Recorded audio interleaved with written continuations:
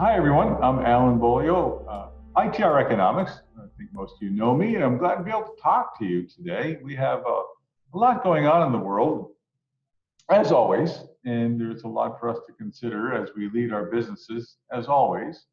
One of the questions that has come up recently that intrigued me was about China. And we've been following China, and I'm going to be writing a blog about China and the slowdown going on there and what the government's trying to do about it and what that slowdown in China means to the US and global economy. And is it a harbinger of ill, or is it just something to be expected because the rate of growth is unsustainable? Hint, it's B, but we'll talk about the why and the wherefore and what it means in that blog. But today I want to talk to you about something else. I want to talk about starting off with tariffs. Now, that was the question that came to me. Where are we at with tariffs? And, we've been so busy with everything else, you and I, we may have forgotten about those tariffs. Well, the reality is tariffs are still in place. 66% of China's exports to the United States are still subject to U.S. tariffs of about 19%, and 19.3% to be specific. And that's been in place. Now, China also has their tariffs on U.S. goods, and those tariffs have remained in place. Those are about 20.7%. And those tariffs have remained in place while China has lowered tariffs for the rest of the world. So the trade tension between the United States and China is still well in place. And the president is in no hurry to reduce them for a number of reasons, not the least of which is climate change. CO2 emissions in China continue to climb, although they talk about dealing with it, while CO2 emissions in the United States are coming down. And it's also a fact where the making things in the United States, you get the benefit of saying, and we pollute less. So, I mean, there's no advantage to the president being in a hurry to reduce those tariffs.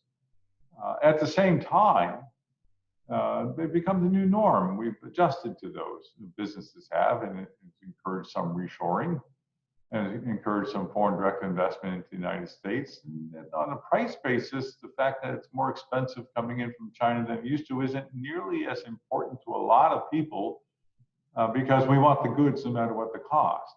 Freight costs have soared. The cost of the material themselves has gone up because of the tariffs. And yet we're willing to pay it, or a lot of folks are willing to pay it, because we can raise prices now. And the raising of prices is on a lot of people's minds.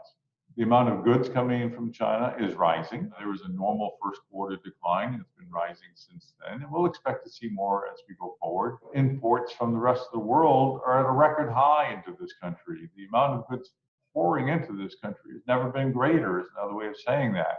So with goods coming in, prices going up, the demand being so strong, there's no reason to expect that we won't continue to see goods flowing in from China, despite the significant verbiage going back and forth between presidents. President Xi has, in his speech that he gave in June, late June, and I'm going to quote it, and this was quoted from the New York Times article, quotes President Xi is saying, quote, "The Chinese people will never allow foreign forces to bully, oppress, or enslave us.